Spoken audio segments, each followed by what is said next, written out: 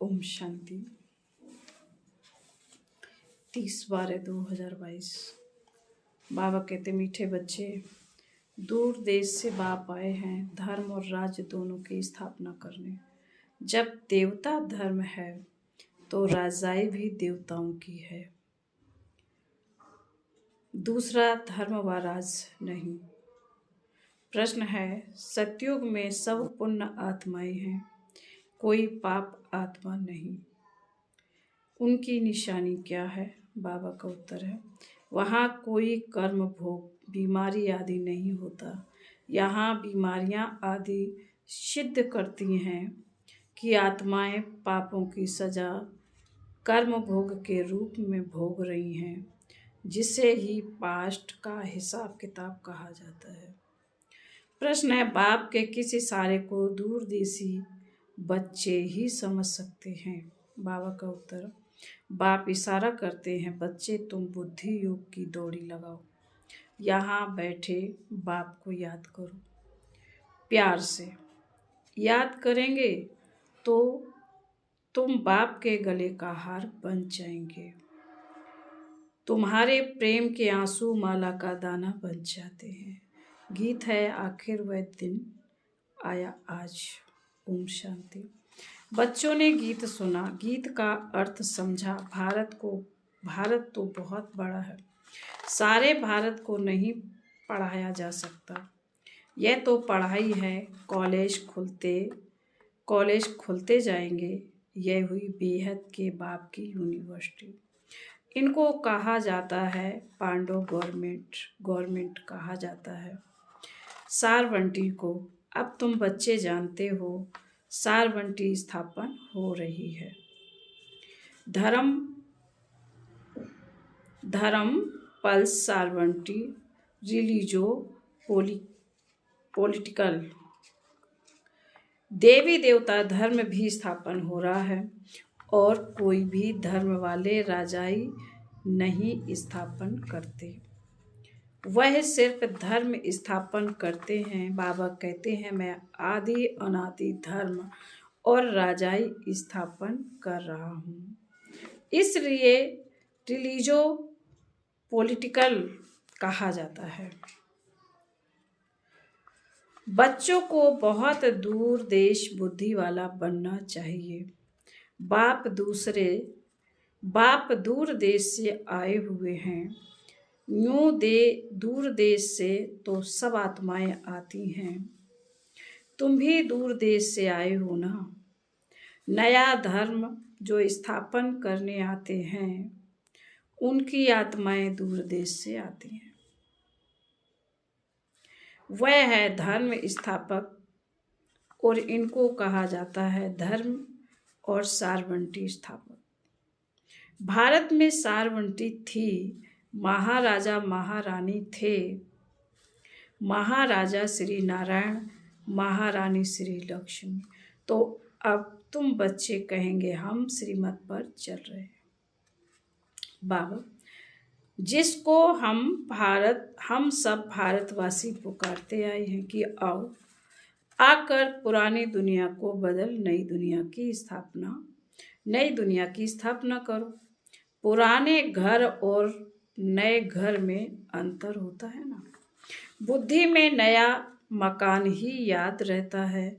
आजकल तो मकान बहुत फैशनेबल बनते हैं, ख्याल करते रहते हैं ऐसा मकान बनाएं। तुम जानते हो, हम अपना धर्म और राजाई स्थापन कर रहे हैं। स्वर्ग में हम हीरे जवाहरों के महल बनाएंगे। दूसरे धर्म वाले ऐसे नहीं समझते। जैसे क्रिश्चियन धर्म स्थापन करने आया, यह उस समय नहीं समझते। जब वृद्धि होती है तब नाम रखते हैं। क्रिश्चियन धर्म, इस्लामी आदि धर्म, कोई भी निशानी व नाम नहीं रहता। तुम्हारी निशानी शुरू से लेकर अभी तक चलती रहती है। लक्ष्मी नारायण के चित्र हैं, यह भी जानते हो। तो इन्हों का राज सतयुग में था, तुमको यह ज्ञान वहाँ नहीं होगा कि पास्ट में किसकी राजधानी थी, फ्यूचर में किसकी राजधानी होगी। सिर्फ प्रोजेक्ट को जानते हैं बस। अभी तुम पास्ट, प्रेजेंट, फ्यूचर को जानते हो। पहले पहले हमारा धर्म था, फिर यह धर्म आए हैं। संगम पर ही बाप बैठ समझाते हैं। अभी तुम त्रकालदर्शी बन गए हो। सतयुग में त्रकालदर्शी नहीं होंगे। वहां तो राजाई करते रहते हैं और धर्मों का नाम निशान नहीं रहेगा। अपनी मौज में राजाई करते रहेंगे। अभी तुम सारे चक्र को जानते हो। मनुष्य यह तो नहीं जानते कि बरोबर देवी देवता धर्म था, परंतु वह कैसे स्थापन हुआ, कितना समय चला, यह नहीं जानते। तुम जानते हो सतयुग में इतने जन्म राज्य किया, फिर त्रेता में इतने जन्म लिए। इन्हों को भी जानना पड़ेगा। बच्चे जानते हैं बरोबर बेहद का बाप हमको पढ़ाते हैं। तुम जानते हो कृष्ण की आत्मा का यह बहुत जन्मों के अंत का जन्म है। इनमें ही आकर प्रवेश किया। इनका नाम ब्रह्मा जरूर चाहिए। ब्रह्मा सो विष्णु, विष्णु सो ब्रह्मा। यह त्रिमूर्ति की नॉलेज बहुत सिंपल है। यह निराकार बाप से, इनसे यह वर्षा मिलता है। निराकार से वर्षा कैसे मिला? यह प्रजापिता ब्रह्मा द्वारा ब्राह्मण सो देवता बन रहे हैं। फिर वही देवताएं 84 जन्मों के बाद ब्राह्मण बनते हैं। यह चक्र बुद्धि में रहना चाहिए। हम सो ब्राह्मण, ब्रह्मा के बच्चे सो रुद्र यानी शिव के बच्चे। हम आत्माएं निराकारी बच्चे हैं। बाप को याद करते इन चित्रों पर समझाना बहुत सहज है। तपस्या कर रहे हैं, फिर सतयुग में आएंगे। तुम्हारी बुद्धि में रहना चाहिए हम मनुष्य से देवता बन रहे हैं, फिर देवता धर्म का बादशाह बन राज करेंगे। योग से ही तुम्हारे विकर्म विनाश होंगे।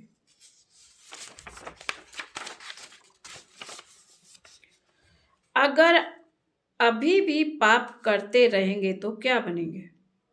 यात्रा पर जब जाते हैं तो पाप नहीं करते हैं, पवित्र भी जरूर रहते हैं। समझते हैं देवताओं के पास जाते हैं। मंदिर में भी हमेशा स्नान करके जाते हैं। स्नान क्यों करते हैं? एक तो विकार में जाते हैं, दूसरा लैट्रीन में जाते हैं। एक तो विकार में जाते, दूसरा लैट्रीन में जाते, फिर स्वच्छ बनकर देवताओं का दर्शन करने जाते। यात्रा पर कब पतित नहीं बनते। चारों धामों की परिक्रमा पावन होकर देते हैं तो पवित्रता है मुख्य। देवताएं भी अगर पतित होते तो फर्क क्या रहा? देवताएं पावन हैं, हम पतित हैं। तुम जानते हो बाबा ने हमको ब्रह्मा द्वारा गोद लिया है। यूँ तो तुम सब आत्माएं हमारे बच्चे हो, परंतु तुमको पढ़ाऊं कैसे, राजयोग कैसे सिखलाऊं? तुम मीठे मीठे बच्चों को स्वर्ग का मालिक कैसे बनाऊं? तुम जानते हो बाबा नई दुनिया स्थापन करते हैं तो भगवान जरूर बच्चों को लायक बनाकर वर्षा देंगे। कहाँ लायक बनाएंगे? संगम युग में। बाप कहते मैं संगम पर आता हूँ। यह बीच का ब्राह्मण धर्म ही अलग हो जाता है। कलयुग में है शूद्र धर्म, सतयुग में है देवता धर्म। यह है ब्राह्मण धर्म। तुम ब्राह्मण धर्म के हो। यह संगम युग बहुत छोटा है। अभी तुम सारे चक्र को जान गए हो। दूरादेशी बन गए हो। तुम जानते हो यह बाबा का रथ है। इनको नंदीगढ़ भी कहते हैं। सारा दिन सवारी थोड़े ही होती है। आत्मा शरीर पर सारा दिन सवारी करती है। अलग हो जाए तो शरीर ना रहे। बाबा तो आ जा सकता है क्योंकि उनकी अपनी आत्मा है, तो मैं इनमें सदैव नहीं रहता हूँ। सेकंड में आ जा सकता हूँ, मेरे जैसा तीखा रॉकेट कोई हो नहीं सकता। आजकल रॉकेट, एरोप्लेन आदि कितनी चीजें बनाई हैं, परंतु सबसे तीखी आत्मा है। तुम बाप को याद करो। यहाँ यह आया आत्मा को हिसाब किताब अनुसार लंदन में जन्म लेना होगा, तो सेकंड में वहां जाकर गर्भ में प्रवेश करेगी। तो सबसे तीखी दौड़ी पहनने वाली आत्मा है। अभी आत्मा अपने घर में जा नहीं सकती, क्योंकि वह ताकत ही नहीं रहती, कमजोर हो गई है, उड़ नहीं सकती। आत्मा पर पापों का बोझ बहुत है। शरीर पर अगर बोझ होता तो आग से पवित्र हो जाता, परंतु आत्मा में खाद पड़ती है, तो आत्मा ही साथ में हिसाब किताब ले जाती है। इसलिए कहा जाता है पास्ट का कर्म भोग है, आत्मा संस्कार साथ में ले जाती है। कोई जन्म से लंगड़ा होता है तो कहा जाता है पास्ट में ऐसे कर्म किए हैं, जन्म जन्मांतर के कर्म हैं जो भोगने पड़ते हैं। सतयुग में है ही पुण्यात्मा, वहां यह बातें होती नहीं। यहाँ है सब पाप आत्माएं। सन्यासियों को भी अर्धांग यानी लकवा हो जाए तो कहेंगे कर्म भोग। अरे महात्मा श्री श्री 108 जगत गुरु को फिर यह बीमारी क्यों, कहेंगे कर्म भोग। देवताओं के लिए ऐसे नहीं कहेंगे। गुरु मरेगा तो फॉलोअर्स को जरूर अफसोस होगा। बाप पर भी जास्ती लब होता है। रोते हैं, स्त्री का पति से जास्ती लब होगा तो रोएगी। पति दुखी करने वाला होगा तो नहीं रोएगी। मोह नहीं होगा तो समझेगी भाभी तुम्हारा भी बाप के साथ बहुत लब है, पिछाड़ी में बाप चला जाएगा। तुम कहेंगे ओह बाबा चला गया जिसने इतना सुख दिया। पिछाड़े में बहुत रहते हैं, बाप से बहुत लब रहता है। तुम कहेंगे बाबा हमको राजाई देकर चला गया। प्रेम के आंसू आ गए, दुख के नहीं। यहाँ भी बहुत समय के बाद आकर बाप से मिलते हैं तो प्रेम के आंसू आते हैं। यह प्रेम के आंसू फिर माला का दाना बन जाएंगे। हमारा पुरुषार्थ ही है कि हम बाबा के गले का हार बनेंगे, इसलिए बाबा को याद करते रहते हैं। बाबा का फरमान है याद की यात्रा करते रहो। जैसे दौड़ाया जाता है फलाने स्थान को हाथ लगा कर आओ, फिर नंबरवार होता है। यहाँ भी जितना बाबा को जास्ती याद करेंगे, जो पहले दौड़ी लगाकर जाएंगे वही फिर स्वर्ग में लौटकर आ जाएंगे। स्वर्ग वही फिर पहले स्वर्ग में लौट आकर राज्य करेंगे। तुम सब आत्माएं बुद्धि के योग से दौड़ रही हो, यहाँ बैठे हुए वहाँ दौड़ रही हो। हम सिर्फ बाबा के बच्चे हैं। बाबा इशारा करते मुझे याद करो, दूरा देसी बनो। तुम दूर देश से आए हो, अब यह पराया देश विनाश हो जाएगा। इस समय तुम रावण के देश में हो, यह धरनी रावण की है। फिर तुम बेहद के बाप की धरनी पर आएंगे।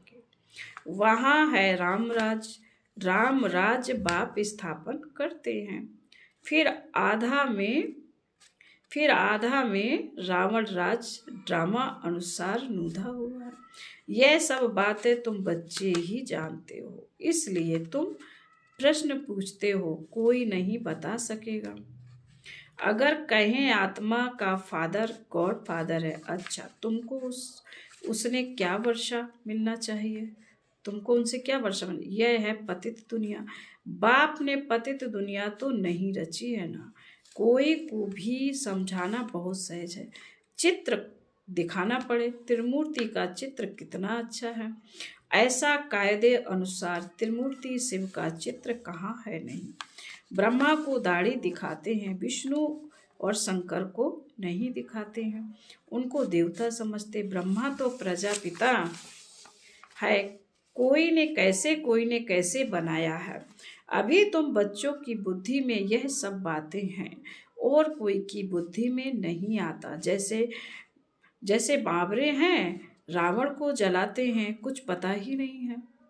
रावण है कौन, कब से आया, कह देते अनादि काल से जलाते हैं। तुम समझते हो यह आधा कल्प का दुश्मन है। दुनिया में अनेक मतें, जिसने जो समझाया वह नाम रख दिया। कोई ने महावीर नाम डाल दिया, अब महावीर तो हनुमान को दिखाते हैं। यहाँ आदि देव महावीर नाम क्यों रखा। मंदिर में महावीर महावीरनी और तुम बच्चे बैठे हो। उन्होंने माया पर जीत पाई है, इसलिए महावीर कहा जाता है। तुम भी अनायास ही अपनी जगह पर आकर बैठे हो। वह तुम्हारा यादगार है, वह है जड़, फिर भी चित्र जरूर लगाना पड़े। जब तक चैतन्य के पास आकर समझे। देलवाड़ा मंदिर का राज बहुत अच्छा समझा सकते हो।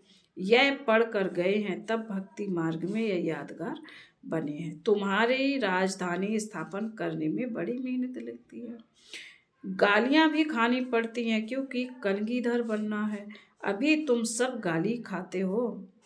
सबसे जास्ती गिलानी मेरी की है, फिर प्रजापिता ब्रह्मा को भी गाली देते हैं। मित्र संबंधी आदि सब बिगड़ पड़ते हैं। विष्णु शंकर को थोड़े ही गाली देंगे। बाप कहते हैं मैं गाली खाता हूँ। तुम बच्चे बने हो तो तुमको भी हिस्सा लेना पड़ता है, नहीं तो यह अपने धंधे में था, गाली की बात ही नहीं। सबसे जास्ती गाली मुझे देते हैं। अपना धर्म कर्म भूल गए हैं, कितना समझाते हैं। फिर बाबा कहते हैं अच्छा, मीठे मीठे शिकीले दे बच्चों प्रति माता पिता बाप दादा का याद प्यार और गुड मॉर्निंग। रूहानी बाप की रूहानी बच्चों को नमस्ते। हम रूहानी बच्चों की रूहानी माता पिता बाप दादा को याद प्यार, गुड मॉर्निंग और नमस्ते नमस्ते नमस्ते। ओम शांति। धारणा के लिए मुख्य सार है, बाबा ने नंबर 1 में कहा है दूरादेशी बनना है, याद की यात्रा से विकर्मों का विनाश करना है, यात्रा पर कोई भी पाप कर्म नहीं करना है। नंबर 2 महावीर बन माया पर जीत पानी है, ग्लानि से डरना नहीं है, कलगीधर बनना है। वरदान है सर्व शक्तियों का अनुभव करते हुए समय पर सिद्धि प्राप्त करने वाले निश्चित विजयी भव। सर्व शक्तियों से संपन्न निश्चय बुद्धि बच्चों की विजय निश्चित है ही। जैसे किसी के पास धन की, बुद्धि की व संबंध संपर्क की शक्ति होती है, तो उसे निश्चय रहता है कि यह क्या बड़ी बात है। आपके पास तो सब शक्तियां हैं, सबसे बड़ा धन अविनाशी धन सदा साथ है। तो धन की भी शक्ति है, बुद्धि और पोजीशन की भी शक्ति है। इन्हें सिर्फ यूज करो, स्व के प्रति कार्य में लगाओ, तो समय पर विधि द्वारा सिद्धि प्राप्त होगी। स्लोगन है व्यर्थ देखने व सुनने का बोझ समाप्त करना ही डबल लाइट बनना है। ओम शांति।